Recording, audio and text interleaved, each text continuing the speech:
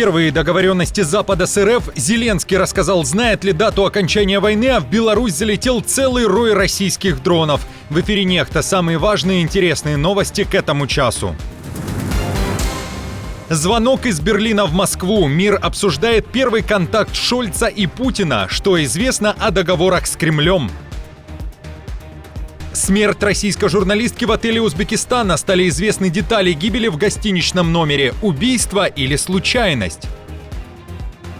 Война быстрее завершится при Трампе. Зеленский озвучил прогноз и рассказал, что известно о дате окончания войны. Друзья, всем доброе утро. Буду рад вашему лайку, подписке и репосту. Вы прекрасно знаете, что для нас это очень важно. Также оставляйте свои комментарии. И спасибо вам за обратную связь. Об актуальных и важных событиях прямо сейчас начинаем. Украина не отказывается от своих территорий и по-прежнему воюет за освобождение всех земель, которые оккупировала Россия. Такое заявление сделал украинский министр обороны Рустем Умеров. Нашим приоритетом по-прежнему является защита людей, защита нации, освобождение людей от временной оккупации, которая длится уже почти 10 лет. Поэтому Крым, Донбасс — это часть Украины. И эти люди на временно оккупированных территориях в Херсонской области, в Запорожской, они все ждут нас. Так, украинский министр отреагировал на недавние публикации в западной прессе, в которых говорилось, что Украина меняет акценты в войне. В «Нью-Йорк Таймс» появилась публикация о том, что Киев в преддверии возможных мирных переговоров ставит на первое место вопрос гарантий безопасности для Украины, а не возврат территорий.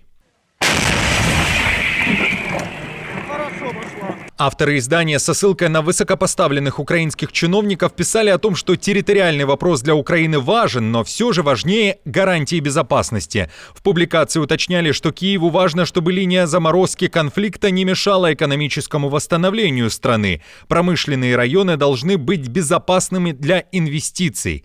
Министр Умеров считает, что опубликованная информация в западных медиа – это ложь и часть российской пропаганды. В то же время издание «Политика» пишет, что в Киеве испытывают облегчение благодаря тому, что Трамп победил на выборах и, скорее всего, заключит отвратительную сделку. В конце концов, если он добьется успеха, у европейских лидеров и американских ястребов появится алиби, а у президента Украины Владимира Зеленского прикрытие от разъяренных украинских солдат на передовой. Они все будут винить его за невыполненные обещания, за потерю Донбасса и продолжающуюся аннексию Крыма. Потому что именно это потребуется для заключения соглашения. Это, а также соглашение о том, что Украина не вступит в НАТО. Нейтралитет будет решительной уступкой, которую потребует Москва. Политика пишет, что такая сделка подорвет доверие к Западу, а бандитизм Путина будет вознагражден. Альтернативой может быть только длительная война. Западу придется стать участником боевых действий или же поставить экономику на военные рельсы для дальнейшего обеспечения Украины военной поддержкой. Как вы считаете, реальный ли это исход полномасштабной войны? Заключение отвратительной сделки с Путиным? Поделитесь своей точкой зрения в комментариях под этим видео. Есть контакт. В ЕС, Украине и РФ обсуждают телефонный разговор между Шольцем и Путиным. Шольц решил прервать молчание и поговорил с Путиным впервые за последние 2 года. Связь между Берлином и Москвой состоялась 15 ноября. Немецкий канцлер уверяет, что потребовал от Кремля вывести российские войска из Украины. Я разговаривал по телефону с президентом Путиным и попросил его прекратить российскую агрессивную войну против Украины и вывести свои войска. Россия должна продемонстрировать готовность к переговорам с Украиной с целью установления справедливого и прочного мира. В пресс-службе правительства Германии уверяют, что перед телефонным разговором с Путиным Шольц согласовал свои действия с Зеленским, а украинский президент, в свою очередь, судя по всему, был против такого разговора. Как утверждают источники агентства Рейтер в Киеве, Зеленский заявил, что телефонный разговор с Кремлем уменьшит изоляцию Путина, при этом войну не остановит. В Кремле же уверяют, что разговор был подробным и откровенным, и РФ готова к возобновлению переговоров на условиях, которые Путин озвучил в июне 2024 года. Возможные договоренности должны учитывать интересы Российской Федерации в сфере безопасности и исходить из новых территориальных реалий, а главное устранить первопричины конфликта. Напомню, что РФ настаивает на том, что Украина должна полностью вывести свои войска из Луганской, Донецкой, Херсонской и Запорожской областей, отказаться от планов по вступлению в НАТО, быть нейтральной страной, обеспечить денацификацию, демилитаризацию и признать оккупацию. В Украине эти требования назвали требованием капитуляции Украины. Тем временем в нашем телеграм-канале мы решили узнать у подписчиков, прислушается ли Путин к просьбам Шольца после телефонного разговора, и предложили такие варианты ответов. Да, уже начал выводить войска. Второй вариант – начнет чуть позже. Третий – Шольц Путину не советчик. Четвертый – оставит миротворцев охранять Макеевский родничок. Или же последний вариант – сделает кое-что другое. Вариант в комментариях. На момент записи выпуска два варианта набрали практически одинаковое количество голосов. Шольц Путину не советчик и да, уже начал выводить войска из Украины. Кстати, такой же опрос есть и в нашем YouTube-сообществе. Заходите и голосуйте, либо же оставьте комментарий под этим видео. Зеленский заявил, что при администрации Трампа война в Украине завершится быстрее. Такие слова приводит общественное телевидение Украины. Зеленский уверяет, что республиканец услышал позицию Киева и против ничего не высказал. Кроме того, Зеленский говорит, что с Киевом принцип «садись и слушай», особенно в вопросе переговоров с РФ, не работает, и на Западе это понимают. Для нас очень важен справедливый мир, чтобы не было ощущения, что мы потеряли лучших ради несправедливости, которую вам навязали. Война закончится, но точной даты нет. Безусловно, с этой политикой команды, которая сейчас возглавит Белый дом, война закончится быстрее. Это их подход, их обещание своему обществу, и для них это также очень важно. Если согласны с заявлением Зеленского, оставьте, пожалуйста, лайк под этим видео.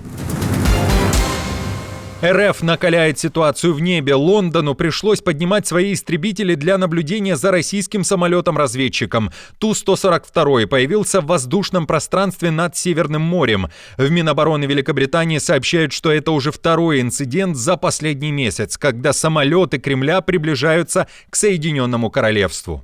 У наших противников не должно быть сомнений в нашей непоколебимой решимости и огромной способности защитить Великобританию. Королевский военно-морской флот и Королевские военно-воздушные силы Великобритании в очередной раз продемонстрировали, что они готовы защитить нашу страну в любой момент. Напомню, буквально в начале этой недели немецкие военно-воздушные силы совершили вылеты из двух баз для сопровождения разведсамолета РФ над Балтийским морем. Ил-20 не имел плана полета. В РФ заявили о прорыве их ДРГ в Черниговскую область и захвате населенного пункта Гремяч. В Украине же установили, что россияне действительно побывали в этой области, но выдали желаемое за действительное. Проект «Донбасс Реалии» сообщает, что россияне на самом деле находились на левом берегу реки Судость. И эта зона – заболоченный участок границы, отделенный рекой. В близлежащих населенных пунктах никто не проживает, территория безлюдная. В Госпогранслужбе Украины тем временем прокомментировали видео, на котором россияне размахивают флагом, а потом устанавливают его на мосту. Мост, возле которого диверсанты противника установили свою тряпку, они не переходили. Территория, где от границы действовала диверсионная группа, фактически отрезана реками, а в населенных пунктах, которые находятся между реками и границей, никто не проживает. К тому же из-за постоянного подтопления той территории там невозможно обустраивать надлежащие фортификационные укрепления. Российская журналистка, которую нашли мертвой в отеле Ташкента, вероятно, погибла из-за отравления угарным газом.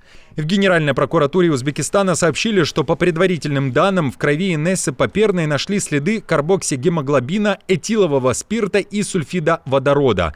Напомню, что тела 3 человек, в том числе и российской журналистки, нашли в отеле «Караман Палас» в конце октября. Тело Поперной и ее спутника обнаружили в отельном номере. Тогда телеграм-каналы сообщали, что журналистке пришла посылка. Сотрудники отеля не смогли дозвониться до постоялицы. На стук в дверь никто тоже не отвечал. Когда же решили вскрыть номер, Поперная и ее спутник был мертв.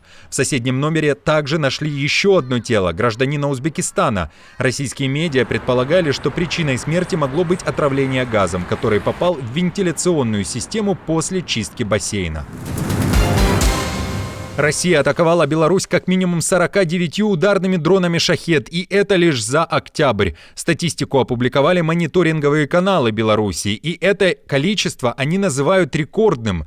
Дроны РФ залетали в воздушное пространство соседней республики 15 раз за 31 день октября.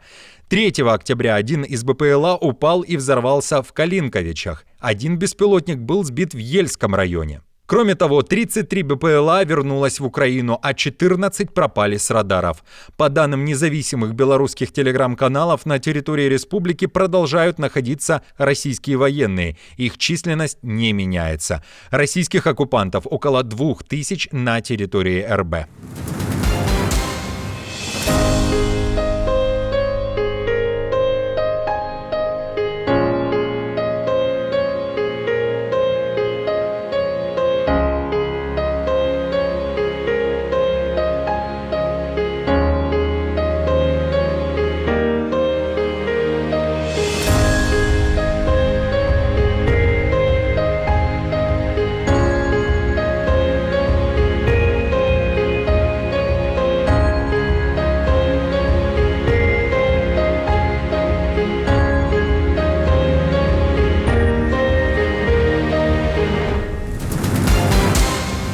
Друзья, на этом все. Не забудьте оставить свой лайк и комментарий. Мы же с командой продолжаем следить за самыми важными новостями. Оперативную информацию от Нехта ищите, как всегда, в наших телеграм-каналах или на платформе X. Спасибо вам за доверие и то, что остаетесь с нами. До новых встреч и хороших вам новостей.